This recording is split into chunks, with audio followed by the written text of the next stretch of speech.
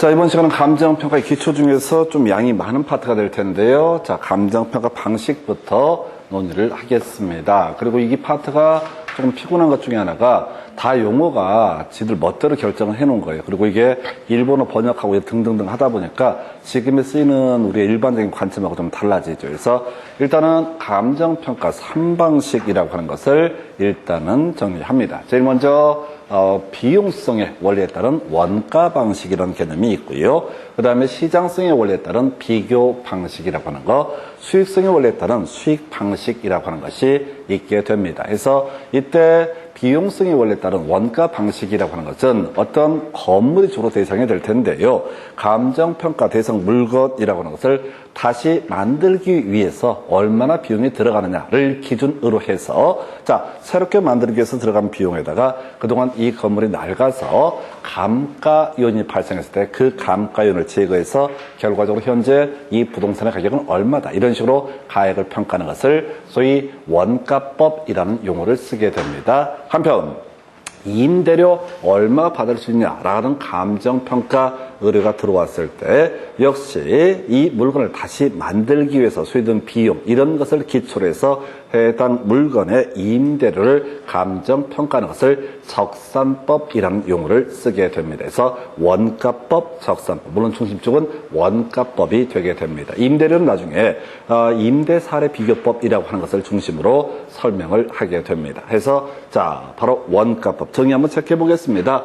대상 물건에, 지금 감정평가 의뢰가 들어온 물건을 대상 물건이라 불러요. 건물을 보통 예시를 할 텐데 대상 물건에 재조달 원가, 다시 조달하기 위한 원가, 다시 만들기 위한 원가, 이걸 우리가 재조달 원가라고 부르게 될 테고, 대신 이 건물이 자 10년, 5년 지나서 일정한 감가 요인이 발생했을 때 감가 요인을 반영하는 것을 감가 수정이라고 하게 됩니다. 그래서 감가 수정을 해서 대상 물건의 가액을 평가하는 감정평가 방법을 가리켜서 원가법이라고 얘기해요. 그래서 이건 이런 논리 구조야. 어떤 건물이 있다, 만들어진 지 5년이 지났다. 그래서 이 건물의 감정평가액이 얼마입니까? 라고 했을 때 지금 시점에서, 이걸 우리가 나중에 기준 시점이라는 표현을 쓰게 되는데, 기준 시점에서 이 건물을 만들기 위해서 들어간 총 비용, 총 재조달 원가라고 하는 거 하나 계산해야 되고요. 그리고 나서 이 건물이 5년 동안 지났으니까 지금 새로 짓는 건물보다는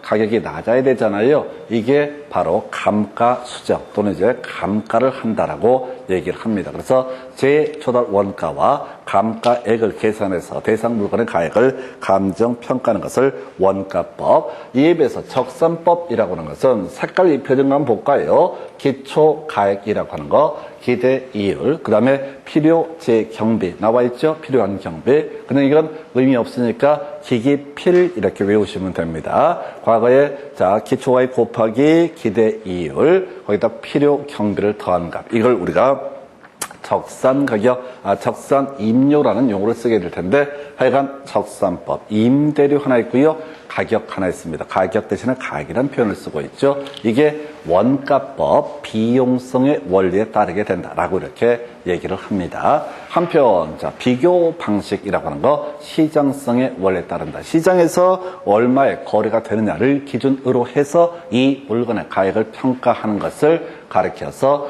거래 사례 비교법, 거래 사례와 비교해서 이 대상 물건의 가격을 평가하는 것, 주로 이제 아파트와 같은 집합 건물이 중심축이 되게 됩니다. 그래서 어떤 아파트에 대한 감정평가 의뢰가 들어오면 딱 보니까 이거 얼마 이렇게 가는 게 아니라 이 동네에서 이 아파트, 유사한 아파트가 거래가 얼마에 됐었는데 그 거래된 아파트하고 이 아파트의 특징을 비교해 보니 얘가 이러이러한 자 긍정적 효과가 있고 이게 좀 마이너스 효과도 있다. 그런 것을 고려해서 이 대상 아파트 가격을 평가하는 것을 가리켜서 거래 사례 비교법. 그래서 정의하기를 대자 거래 사례와 비교해서 대상 물건의 현황에 맞게 사정 보정, 시점 수정, 그 다음에 가치 형성 요인의 비교 과정을 통해서 그 가액을 산정하는 감정평가 방법에서 나중에 사시지계면 그렇게 외우시면 됩니다. 사시지계면 해서 사정보정이라고 하는 거 사를 따고요. 시점 수정의 시를 따고요. 지역 요인의 지를 따고요. 그다음에 개별 요인의 개를 따고 면적 요인의 면을 따서 사시지계면이라고 하는 거, 사시지계면이라고 하는 거, 사시지계면이라고 하는 거, 사시지계면 요렇게 해서 대상 물건의 가액을 평가하는 감정평가 방법을 바로 거래, 사례, 비교. 근데 여기 보니까 가치 형성 요인이라는 표현 대신에 제가 지역 요인, 개별 요인, 면적 요인 이렇게 설명을 드렸는데 가치 형성 요인은 앞에서 공부할 때 일반 요인, 지역 요인, 개별 요인이라고 하는 거 요렇게 봤었고 실제 이제 계산 문제를 풀어갈 때는 지계면 이렇게 해서 계산을 유도를 하게 됩니다. 그래서 사시지계면 해서 이렇게 해서 정해진 가격을 나중에 비준 가격이란 용어를 쓰게 됩니다. 임대 사례 비교법 이라고 하는 게 있죠. 임대 사례와 비교해서 대상 물건의 현황에 맞춰서 사정보정, 시점 수정, 가치 형성 요인의 과정을 거쳐서 임대료를 산정하는 감정평가 방법을 가리켜서 임대 사례 비교법. 그래서 계산 문제 안 나오고요. 자, 우리가 임대료를 감정평가하는 방법은 비용성의 원리에 따른 적산법이라고 하는 거, 기기필 이런 게 있었고요. 나중에 수익성의 원리에 따른 수익 분석법이라는 개념이 있게 됩니다. 수익 분석법이라는 개념이 있게 돼요. 그래서 임대를 계산하는 게 세 가지예요. 기기필하는 적산법이 있고요. 그 다음에 자, 수익 방식 중에서 수익 분석법이라고 해서 순필이 이렇게 외우시면 돼요. 순수익 플러스 필요 재경비 이렇게 외우시면 되는데 이런 방식이 있는데 그 중에서 중심이 되는 것은 뭐가 된다? 임대 사례 비교법. 그래서 사실은 비교 방식 중에서 거래 사례 비교법하고요. 임대 사례 비교법이 가장 중심축이 되게 되는데 문제는 공시지가 기준법도 결국은 비교 방식에 따른 것 중에 하나다. 토지입니다. 토지에 대한 감정평가의 주된 평가 방법은 공시지가 기준법. 앞 시간 우리가 공부할 때 표준지 공시지가라고 하는 것을 국토부 장관이 결정 공시하게 되면 그것은 표준지 공시지가는 제지기라고 해서 가격 정보의 제공이 있었고요. 지표였었고요. 그 다음에 토지의 감정평가의 기준이라고 설명을 드렸습니다. 그래서 내가 감정평가업자인데 누가 감정평가 의뢰합니다. 이 토지의 감정평가액이 얼마나 될까요? 이런 의뢰가 들어오게 되면 그 동네의 표준지 공시지가 먼저 확인해 보고요. 그 토지 표준지와 이 토지의 특성을 비교해서 자, 여기서는 시점 수정이라는 표현이 나옵니다. 지역 요인, 개별 요인, 그 밖의 요인에서 여기서는 시점 수정, 지역 요인, 개별 요인, 그 밖의 요인에서 시지 계획 이렇게 외우시면 돼. 토지의 가격이라고 하는 것은 표준지 공시지가를 기준으로 해서 그 대상 토지의 시지 계획 등을 고려해서 그 토지 가격을 결정한다. 그래서 자, 우리가 전체 그림을 보면 건물에 대한 주된 평가 방법은요. 원가법이라고 하는 것을 적용합니다. 그래서 제초달 원가 마이너스 감가 누계액 이런 식으로 좀 이따 살펴드리게 될 거예요. 이에 대응해서 집합 건물, 아파트를 얘기하게 됩니다. 상가를 얘기합니다. 집합 건물은 거래 사례 비교법을 주된 평가 방법으로 삼게 됩니다. 그리고요, 토지라고 하는 것은 뭐가 된다? 공시지가 기준법을 주된 평가 방법으로 삼게 된다. 그래서 거래 사례 비교법은요, 자, 아까 이랬었죠.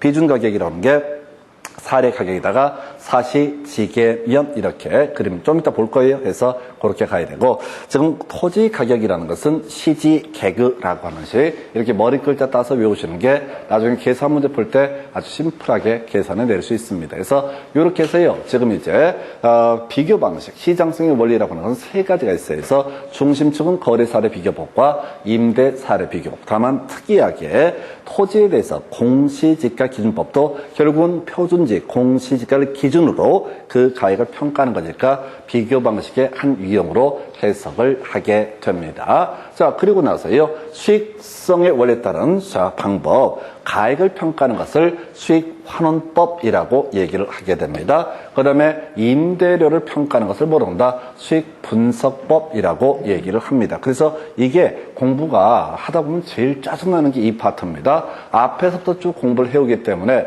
뒤를 놓쳐요. 뒤를 무조건 놓치게 돼 있어. 우리가 설명 드릴 때도 앞에서부터 계속 설명하니까 앞에는 좀 나은데 나중에 시간 지나면 자꾸 뒤에 쪽을 놓쳐. 그래서 대가리 따서 머리 글자를 따서 수익환원법에 환자 있었죠? 그 다음에 가액에 가자 있었죠? 환가라고 하는 거. 수익 분석법에 분자 있었죠? 임대료에 임자 있었죠? 임해서 바로 환가 분임 이렇게 외우셔야 돼. 왜? 문제를 구성할 때 수익환원법이라고 하는 것과 수익분석법을 주어를 바꿔서 틀리게 냈던 경우가 있습니다. 의미를 새기는 게 아니라 환가 분임이라고 하는 거. 먼저 제목부터 채우고 가셔야 돼. 거래 사례 비교법, 임대 사례 비교법은 어렵지가 않아요. 그냥 한국말이니까 대강 세팅할 수 있겠다. 근데 수익환원법하고요. 수익분석법은 약간 용어가 특이하거든. 그래서 수익환원법 보니까 이 대상 물건이 장래 산출할 것으로 기대되는 순수익 미래 현금 흐름을 환원 또는 할인해서 미래 발생할 돈을 현재 가치로 환원 또는 할인을 해서 할인의 반대말이 이자거든요. 지금 돈을 은행에 묻어두게 되면 이자를 쳐주게 되겠죠. 이자를 쳐주게 될 테고 이에 대응해서 지금 장래 발생할 수익을 현재 얼마의 값을 갖느냐 이걸 우리가 할인 또는 환원이라는 표현을 쓰게 됩니다. 그래서 환원 또는 할인해서 자 대상 물건의 가액을 산정하는 감정평가법에서 원래 수익환원법이라고 하는 것은 공업재단, 공장재단, 광업재단이라든가 저작권, 상표권 이렇게 무형의 재산 등에 대한 주된 평가 방법이 수익환원법이 되게 됩니다. 자 그러다 치고 수익분석법, 기업용 부동산의 바로 감정평가 방법 임대료 평가하는 방법이 수익분석법. 근데 여긴 디테일하게 안 나와. 이렇게 내버리면 수험생 다 쓰러져 죽습니다. 그렇게 심하게 안 내도 다 틀려줘요. 그래서 이게 이제 내용을 좀 분석을 하고 보게 되면 나중에 한두 번 이게 반복이 되잖아요. 너무나 단순한 구조. 이걸 갖고 계속 우려먹고 있는 사람들도 웃기고 근데 또 수험생들이 계속해서 그냥 그걸 그냥 떨어지는 사람도 더더욱 웃겨. 머리가 나빠서 떨어지는 게 아니라니까요. 1분당 한 문제가 포인트야. 1분당 한 문제. 만약에 학교로 문제를 주잖아요. 심지어 계산 문제가 한 40문제 주면서 60분 주잖아요. 기가 막히게 맞춰 사람들이 다. 제가 작년에도 여기 모의고사 이런 식으로 해서 과목 단위로 모의고사를 보거든요. 과목 단위 모의고사 본 날은 다들 흐뭇합니다. 득이만만. 야, 뭐 이러다 내가 수석하면 어떡하지? 이런 쓸데없는 걱정하고. 몇 개 틀렸어? 이렇게 물어봐요. 몇 개 맞았어가 아니야. 근데 그거를 똑같은 문제를 내요. 하루에 묶어서 200문제를 풀게 해. 그럼 이제 나중에는 몇 개 맞았냐고 물어봐. 왜? 시간 제약 때문에. 시간 때문에. 그래서 이 중개사 시험의 논의의 핵심은 뭐냐면 점수가 나오고 하시려면 어떤 주제를 안다고 했을 때 거의 구구단처럼 줄줄줄줄 막 가서 딱딱딱딱 이게 숙달이 되셔야지 읽어보고 어디 볼까? 이런 것들은 전혀 시험과는 의미가 없습니다. 그래서 이 중개사 시험에 재수생이 대단히 많은 이유가 뭐냐면은 다 안 되니까 몰라서 틀리는 게 아니라 60점, 7점 정도 맞을 정도 실력은 금방 쌓는다고. 근데 억울하잖아. 나중에 기출문제 쭉 보게 되면 실수한 게 너무 많아. 긴장을 했다고. 자기는 긴장을 했다고 생각하는 거야. 긴장을 해서가 아니라 1분 안에 읽는 훈련이 안 되고 1분 안에 찍는 훈련이 안 돼서 그래서 말리는 거예요. 그래서 아까 중간에 이상한 질문 나오게 되면 막 두려우니까. 재수 넘어가게 되면 그 사람의 인생은 전혀 우리가 보정을 못해요. 아무리 공부를 잘해도 이 사람이 합격할 거라는 소리도 못해요. 저희 강사 입장에 보게 되면. 근데 초점 딱 보면 이 사람 되겠구나 이런 사람이 있어요. 왜? 단순한 사람들. 뭐 실력이 있고 없고가 중요한 게 아니라 단순하니까 그냥 아는 것만 딱딱딱 체크해 가는 거야. 근데 재수를 하거나 이런 분들은 한번 상처가 있기 때문에 조심 꼼꼼히 보시기 시작해. 그러면 시간이 오버가 돼요. 그러면 나중에 막 1차 과목에서 15문제, 20문제 가까이 찍어야 되는 그런 사태가 벌어져요. 결국은 시간 안배 싸움이에요. 시간 안배 싸움은 뭐냐면은 제가 아까 중간중간에 문제 테크닉 보여드린 것처럼 주어서로 딱딱딱 끊어서 이렇게 되면은 물론 그래서 실수할 수도 있어요. 실수할 수 있는데 대신 5개 지문을 1분을 다 투자하는 게 아니라 한번 대충 보면서 10초를 할애하는 거야. 그 중에서 답이 나오면 매우 기쁜 마음으로 패책하고 다음 문제 넘어가시고 그리고 답안지도 바로 마킹을 해야 돼. 절대 남는 시간에 마킹하고 이럴 시간이 없어요. 근데 꼭 보면은 오버해가지고 어떤 분 제가 작년에 어떤 수험생분 시험 문제 다 풀었대 1차를. 근데 떨어졌어. 마킹을 못했어. 설마 그런 사람이 있으려고? 많아요. 대단히 많아요. 그날 시험장 가면 우는 아줌마 아저씨들 몇 명씩 있다니까요. 특히 1교시 때. 거의 대부분 1교시 때 작살나요. 1교시 때 몰입을 하거든. 그래서 1년 고생하셨으니까 어떻게든 간에 시험을 잘 봐야겠다. 욕심. 최선을 다해. 그러니까 시간이 부족해. 그리고 나중에 마킹할 시간이 없어 시험은 다 풀고 작살나거나. 근데 2교시, 3교시는 그런 일이 없어요. 왜? 이미 다 내려놨거든. 뭐 이래 주거나 저래 주거나 대충 가는 거야. 그러니까 오히려 점수가 잘 나와요. 난이도가 올라가도. 그래서 이게 좀 셌고요. 자, 환가분임, 수익환원법은 가액, 그 다음에 수익분석법은 임대료라고 하는 거, 요렇게 갑니다. 그래서 이 단순 무식한 얘기를 단순하게 계속 보셔야 돼요. 문장을 보려고 하지 말고 체계를 잡아주셔야 됩니다. 그러면 아까 우리 저거랑 같은 거죠. 부동산 가격 공시법 할 때 표준지 공시니까 개별 공시니까 표준주택가격, 개별주택가격, 공동주택가격 이렇게 딱 세팅 잡아버리고 체계만 잡으니까 각각 출제 포인트가 하나씩밖에 안 남는다고. 그러면 딱딱딱 끊어서 뭐가 답이 되는지 그게 잡히는 것 같아요. 이것도 마찬가지예요. 이렇게 단순한 부분을 깔아버리거든요. 예를 들어서 지금 여기서 원가 방식 이런 표현도 물어봐. 그 다음에 비교 방식 이런 표현도 물어볼 수 있고, 그 다음에 수익 방식, 수익성의 원리, 비용성의 원리, 시장성의 원리 이런 용어도 가로넣기 해서 물어본다고. 이 단순 무식한 영역 자체가 막상 문제로 구성되면 대단히 당황스럽다고. 왜? 이걸 보시면 대충 아실 것 같거든요. 그러니까 나중에 강론 파트를 뒤지게 봐. 강론 파트를 뒤지게 보다 보면 그 계산 문제에 대한 프레셔를 많이 받게 되고 오히려 이 유치찬란한 부분을 놓치게 됩니다. 아주 꼼꼼히 보실 주제가 이 책에 관한 부분이 되겠습니다. 그래서 이렇게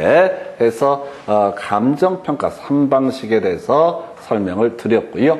그 다음에 이제 검토 드리게 될 때 조금 더 살을 붙여서 봐야 돼요. 내일 뭐 우리가 문제를 통해 자세히 살펴볼 텐데, 자, 원가 방식이라고 하는 거, 비용성의 원리, 원가법이라고 하는 거 나오겠습니다. 자, 우리가 다음 시간에 공부할 계산 문제를 풀어가는 방식이 이걸로 다 끝내는 거야. 이걸 외우시면 계산 문제는 유치의 극치입니다. 그래서 자, 원가 방식에서는 용어, 자, 원가가 얼마니까 이 건물의 가액이 얼마다라는 식으로 얘기하는 것을 원가 방식, 용어요, 적산 가격이라는 용어를 쓰게 됩니다. 적산 가격이라는 거, 원가 방식에 따라 계산하는 그 건물의 가액을 평가할 때 적산 가격 해서 재조달 원가, 다시 이 건물을 만들기 위해 소요되는 원가, 재조달 원가를 계산하고요. 만약 건물이 5년 지났으면 5년 동안 발생한 감가액을 빼주는 방식, 감가 누계액을 빼주는 방식을 가리켜서 이걸 통해서 계산한 값을 뭐라고 한다? 적산 가격이라고 부르게 됩니다. 그래서 적산 가격은 뭐라고요?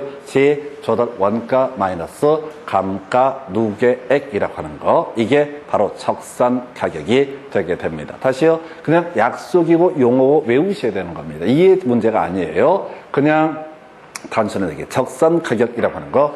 자, 재조달 원가에서 감가 누계액을 뺀 금액, 이걸 뭐라고 그런다? 적산 가격이라고 부른다. 그래서 실제로 적산 가격을 계산하려면 재조달 원가도 구할 수 있어야 되고요, 감가 누계액도 구할 수 있어야 됩니다. 그건 다음 시간에 얘기를 할 텐데 여기서는 쫓아가시면 안 돼. 그리고 대상 못 가요. 어떤 것을 가지고 원가법을 적용하는가? 이건 이렇게 가셔야 돼. 거래가 잘 안 되는 것들은 어떻다? 원가법을 가지고 감정평가한다. 건물은 어떻다? 그렇게 많이 거래가 안 되죠. 근데 가끔 신문 같은 거 보게 되면 건물을 사고 팔았다 해서 특히 연예인들이 주로 문제가 되는데 신문에 나오잖아요. 신문에 나오잖아요. 건물 샀네, 건물 팔았네, 누구는 뭐 이렇게 해서 돈을 많이 벌었네 등등등 신문에 나오잖아요. 그러니까 맨날 있는 이름이 신문에 나와요, 안 나와요? 연예인이 아파트 사고 팔았다고 신문에 나오냐고? 안 나온다고. 아파트를 사고 파는 건 많은 거야. 그러니까 굳이 신문에 보도할 가치가 없어. 그죠? 신문에 나오는 건 다 좀 드문 일 있을 때 좀 이상하거나 특이하거나 또는 자극적이거나 사람들이 어머? 예를 들어 장동건이 아파트를 샀다가 아파트를 팔았다라고 신문에 내면 기사를 쓴 그 기자한테 인터넷 댓글에 써. 이 기레기 새끼야, 이렇게. 요즘 기덕이 뭐 이렇게 쓴다고. 미친놈이다 이거지. 근데 장동건이 건물을 하나 샀다라고 해서 기사를 쓰게 되면 와, 있는 것들은 좋겠다 뭐 이런 쓸데없는 기사 댓글이 붙어. 뭔 얘기하고 있어요? 건물은 거래가 이루어진다, 안 이루어진다. 자주 거래가 이루어지지 않는다. 그래서 거래 사례 비교법이 아니라 뭘 통해서 바로 원가법이라는 걸 통해서 감정평가액을 계산한다. 항공기 선박 거래 잘 안 이루어지겠죠? 항공기 선박이 막 거래가 막 그 대한항공에서 아시아나항공한테 팔았다가 또 지나가는 사람이 나도 하나 살래 비행기 팔고 이런 거 없잖아. 그러니까 원가법. 선박도 마찬가지고 그죠? 건설기계는 포크레인 중장비 같은 걸 굴삭기 같은 걸 얘기합니다. 근데 그것도 거래가 없다고 보나 봐요. 그래서 이것은 어떻다? 원가법. 뭐 내용 어렵지 않아요. 그래서 의미를 새기면 거래가 빈번하면 뭘 채택할 것이다? 거래 사례 비교법을 가지고 감정평가의 기준을 삼을 테고 거래가 빈번하지 않게 되면은 바로 이때는 원가법을 적용한다. 이런 논리 구조를 보시면 돼요. 자, 그 다음에 이제 적산임료는 아까 필 외워서 끝 해서 안 나오니까 적산임료는 뭐가 된다? 기기필 공식만. 왜 아까 말씀드린 것처럼 임대 사례 비교법을 통해서 임료를 주로 결정을 합니다. 주된 평가법이 왜 임대 사례 비교법이 되기 때문에 얘는 주요 이슈가 안 돼. 기기필 괄호넣기 문제로 문제 구성이 된 바가 있습니다. 자, 그 다음에 이제 시장성의 원리, 비교 방식에 따른 감정평가의 거래 사례 비교법 나와 있죠? 이미 외우셨습니다. 비교해서 정한 가격, 이렇게 해서 비준 가격이라는 용어를 쓰게 됩니다. 아니, 이런 용어도 시험에 뜬다고요. 비준 가격에다 괄호 넣어놓고 기억, 니은, 디귿에 알맞은 것을 고르서 이런 문제가 나온다고 유치찬란하게. 그럼 너무 쉬운 것 같은데 아니에요. 시험으로 나오면 이 유치한 얘기가 당황스럽습니다. 비준 가격이라고 하는 거. 비준 가격은요. 자, 사례 가격에다가 사시지계면이라고 하는 사정보정 시점 수정, 그 다음에 지역 요인, 개별 요인, 그 다음에 면적 요인 등을 고려해서 어떻다? 대상 물건의 가격을 결정을 하게 된다. 대상은요, 집합 건물. 아파트는 거래가 자주 이루어지잖아요. 그래서 집합 건물의 가장 대표적인 케이스가 된다. 과수원 거래 이루어질 수 있을까요? 또 시골에 안 살아서 잘 모르겠다 이렇게 하지 마시고 과수원 집 아들도 있고 과수원 집 딸도 있죠? 옛날 드라마에 아들과 딸이 거기에 그래서 과수원집 아니에요. 아니면 말고요. 과수원집 아들도 있고 과수원집 오늘부터 외워요. 과수원집에는 아들이 있고 딸이 있다고요. 근데 과수원집에서 애를 겁나 많이 낳아서 아들 딸이 아니라 과수원 주인이 바뀐 거야. 그래서 과수원은 거래가 돼. 그래서 어떻다? 거래 사례 비교법을 주된 평가 방법으로 삼는다. 동산 어렵지 않고요. 동산은 뭐 여러 가지 거래가 이루어질 때 이건 중요한 게 아니고 그 다음에 자동차는 거래가 이루어지겠죠? SK 뭐 중고차 사이트 이런 거 있잖아요. 근데 항공기 중고 항공기 사이트나 중고 선박 사이트나 또는 중고 건설 기계 사이트 이런 거 없다고. 그러니까 자동차는 거래가 이루어지니까 어떻다? 거래 사례 비교법을 적용을 하게 된다. 자, 토지가 경우에 따라서 자 거래 사례 토지도 거래가 사례가 있겠죠? 토지는 원칙은 공시지가 기준법을 채택을 하는 거고요. 예외적으로 어떻다? 거래 사례 비교법을 활용을 하게 된다. 이건 나중에 문제가 두 가지 용어로 나와요. 그래서 토지의 감정평가에 있어서 거래 사례 비교법으로 감정평가를 하시오 라고 하면 사시지계면 이런 요소를 고려해서 이 가격을 평가할 테고 다 공시지가 기준법을 가지고 토지의 가격을 평가할 때는 시지개그라고 해서 시점 수정, 지역 요인, 개별 요인, 그 밖의 요인을 어떻다? 고려해야 된다. 이 용어 그대로 외우시는 거예요. 시험에는 이 용어 그대로 출제가 되니까. 그러니까 지금 이것도 자꾸 공부하실 때 생각하시면 안 돼. 어떻게 내가 토지를 감정평가한다. 아이, 뭘 감정평가를 해. 복덕방 시험증 따게 되면 다시는 이쪽은 고개도 안 돌려. 개 짜증나가지고. 그렇게 가셔야 된다. 그러니까 이건 깊이 있는 내용을 물어보는 게 절대 아니라고요. 시험을 위한 시험이니까 막 현실적으로 들어가면 안 돼, 사실은. 그래서 하여튼 요렇게 산재 인목, 나중에 이건 따로 논의할 주제가 되겠고요. 아까 공시지가 기준법, 비교 표준지, 공시지가 하나 비교 표준지를 선정한 다음에 그 다음에 시점 수정, 지역요인, 개별요인, 그 밖의 요인을 고려해서 대상 물건의 가액을 평가한다. 이라고 할 것. 자, 임대 사례 비교법 볼까요? 사례 임료. 자, 어디에서 임대를 얼마를 받더라는 사례 임료가 있다고 그 아이하고 이 아이의 특징을 비교를 하는 거야. 그래서 사, 시, 지, 계, 면의 요소를 고려해서 임대를 평가하게 된다. 다시 한번 가볼까요? 임대를 평가하는 방식이 임대 사례 비교법이 있고 적산법이 있고 수익 분석법이 있었죠?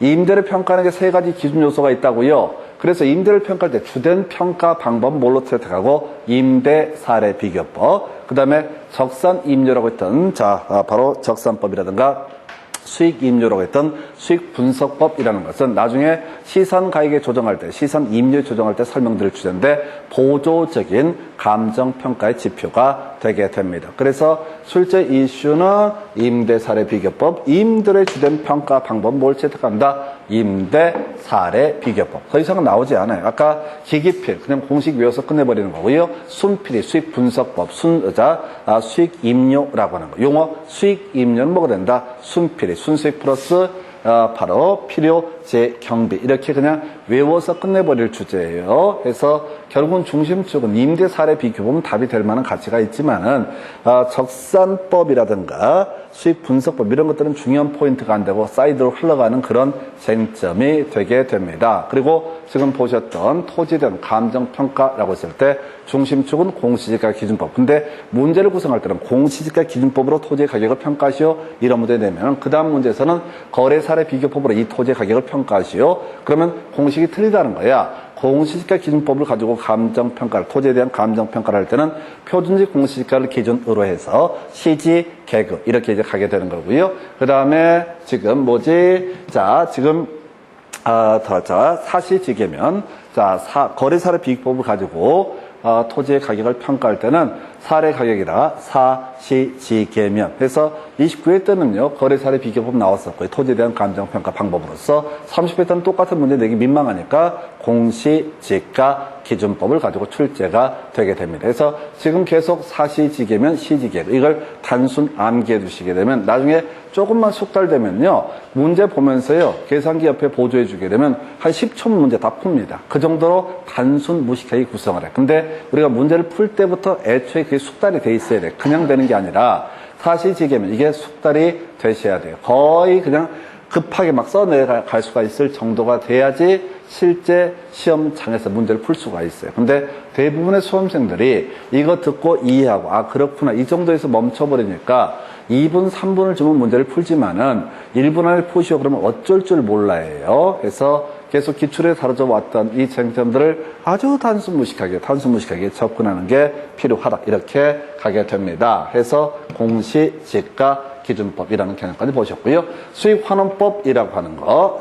수익 가격이라는 용어를 쓰게 됩니다. 그래서 순영업소득 나누기 환원이율. 순영업소득이 뭐냐? 아직 몰라요. 투자로 할 때 한번 논의하는 주제고요. 환원이율이 뭐냐? 몰라요. 그냥 기계적으로 수익가격이라고 하는 것은, 부동산의 가격이라고 하는 것은 바로 순영업소득 나누기 환원이율. 이렇게 그냥 외워서 끝내두셔야 돼. 그래서 나중에 순영업소득 계산하는 방법, 환원율을 계산하는 방법 한두 개 살을 붙이면 그걸로 끝나는 거예요. 근데 일단 수익가격, 순영업소득 나누기 환원이율이라고 하는 거, 요건 기본 전제가 돼야 되고요.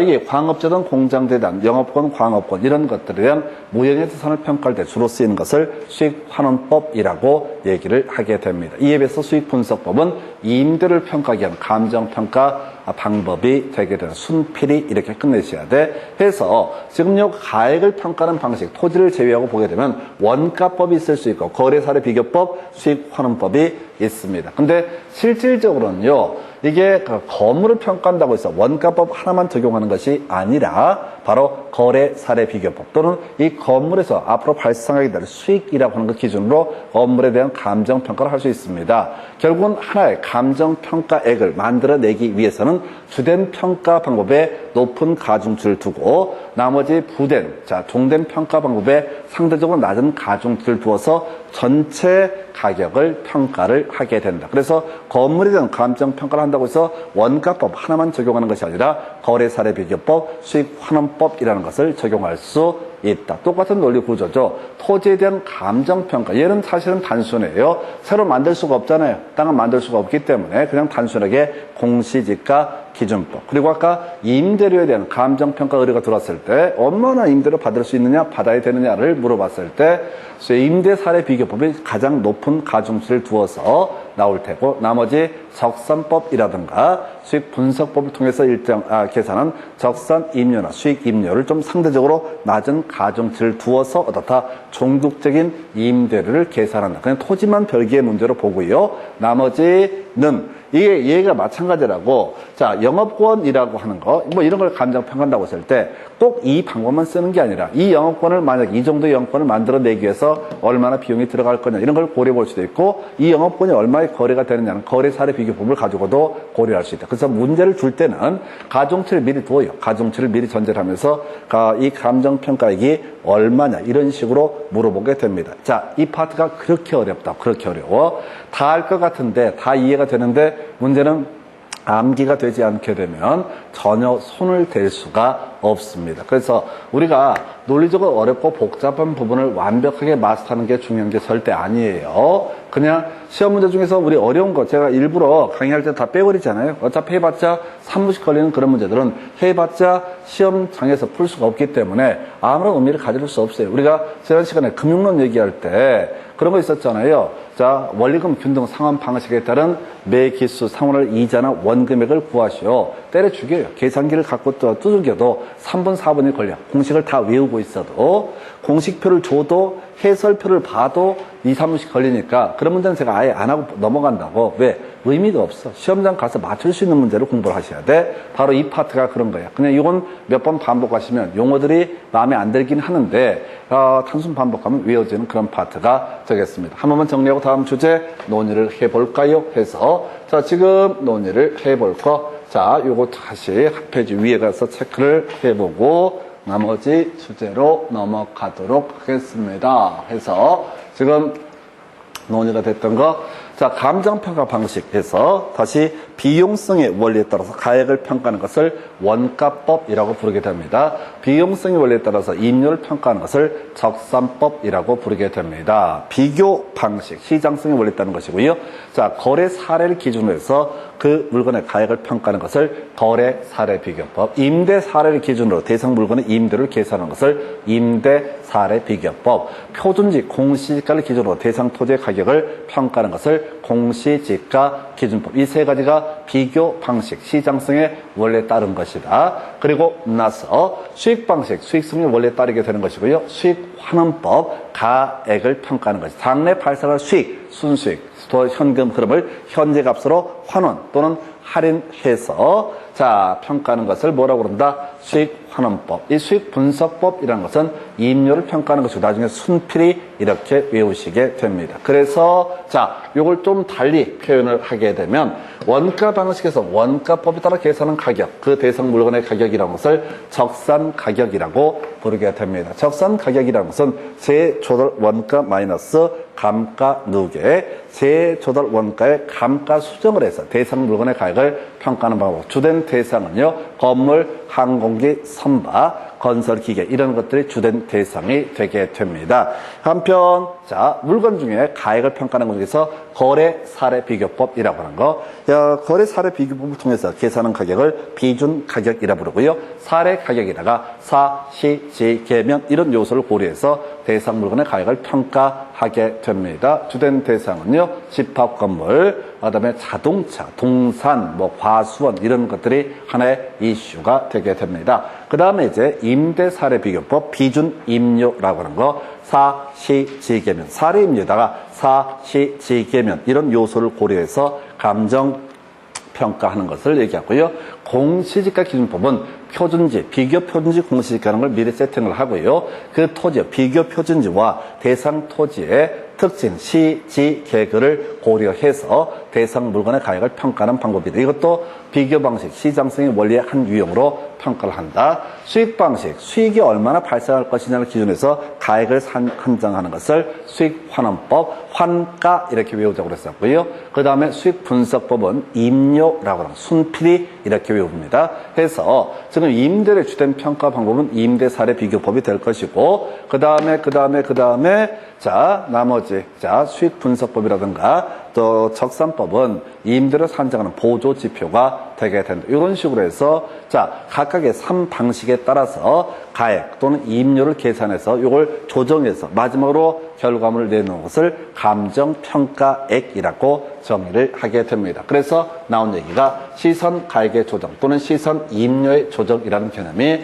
나오게 됩니다. 해서 시선 가액의 조정은 자 건물에 대한 감정평가를 하게 된다라고 한번 해보겠습니다. 건물에 대해서 감정평가를 다 원가 방식이 하나가 있겠죠. 그 다음에 또 하나가 바로 거래사례 비교법이라고 하는 것이 하나가 있게 될 것이고, 또 하나가 수익 환원법이라고 하는 방식 해서 건물에 대해서 이거 이제 원가 방식으로 평가하니까 3억이 나오고, 거래사례 비교법으로 보니까 2억 5천이 나오고, 수익 환원법으로 했을 때 2억이 나온다. 이렇게 전제를 해줘요. 그러면서 문제에서는 가중치, 이 건물은 원가법이 메인이니까 가중치 50%를 비중을 두게 된다. 나머지 30%, 20% 이렇게 하면 이 금액에다 3억에다 0.5를 곱하고 2억 5천에다가 0.3을 곱하고 또 이게 뭐야 얼마야 2억에다가 0.2를 곱하는 식으로 해서 토탈 더하게 되면 이 물건의 가액. 자 이게 감정평가액을 결정하는 과정이다. 그래서 이런 식이 나왔잖아요. 가중치를 두어서 시선 가액의 조정이라고 하는 것은 자 평가 시 자료에 사용된 자료의 양 뭐 등등등을 고려해서 각각의 방법에 가중치를 두어서 가격을 결정하는 것이 돼서 지난번 시험 30회 때는 가중치라는 단어를 가지고 답을 구성을 했던 바도 있고, 그전 28회인가 27회 때 나왔던 문제 뒤에서 확인할 텐데 여기서는 실제 제가 보여드린 이 그림처럼 계산을 해보시오. 이런 문제도 구성이 된 바가 있습니다. 기타 용어 등에 관한 주제 몇 개 체크를 해야 되죠. 여기서 기준 시점, 출제 포인트, 기준 시점이라고 하는 것이 있습니다. 그래서 자 감정평가는 기준 시점을 기준으로 해서 감정평가액이 결정되게 됩니다. 해서 어떤 물건의 가액이라는 게 어제 다르고 자 10년 전 다르고 5년 전 다르고 오늘 다를 수가 있다. 언제를 기준으로 이 물건의 가액이 이렇게 정해지는 거냐라고 하는 거, 이걸 우리가 가격조사를 완료한 날짜라는 용어를 씁니다. 아무것도 아니야.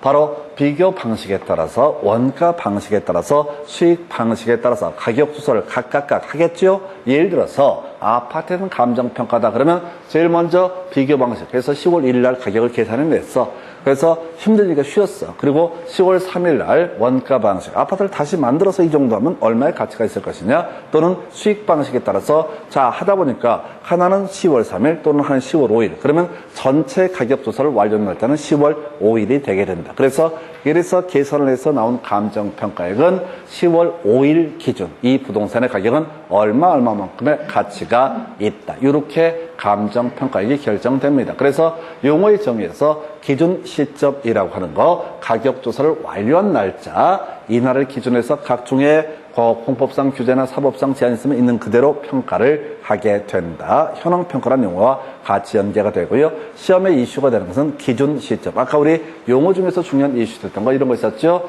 시장가치, 통상적 시장, 정통한 다수가사 성립할 가능성이 높다고 인정되는 가액. 그 다음에 인근 지역, 지역 요인을 공유한 지역. 공유하는 지역을 가리켜서 인근 지역 있었고요. 그리고 자 가치 형성 요인 하게 되면 일반 요인, 지역 요인, 개별 요인이라고 하는 거, 이런 식의 논의를 삼았던 바가 있었죠. 그런 식으로 용어의 정의에서 이슈가 되는 게 바로 현장 조사를 완료한 날짜, 이렇게 해서 출제가 됐습니다. 가격 조사를 완료한 날짜, 기준 시점 놓치면 안 돼요. 자, 소급평가 쟁점 안 돼요. 그리고 감정평가할 때 아까 설명드린 것처럼 시장 가치를 기준으로 평가함이 원칙이다. 그럼 안 나와. 여기서는 다 사이드로 내는 질문.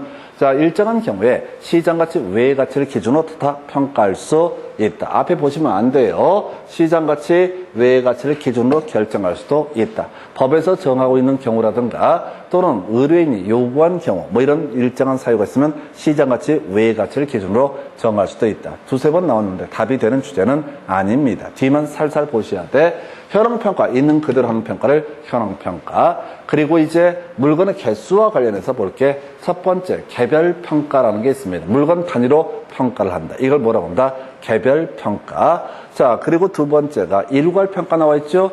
두 개의 물건을 묶어서, 세 개의 물건을 묶어서 하는 평가를 뭐라고 한다? 일괄평가라고 부르게 됩니다. 어렵지 않아요? 개별평가에 대응하는 개념이 뭐가 된다?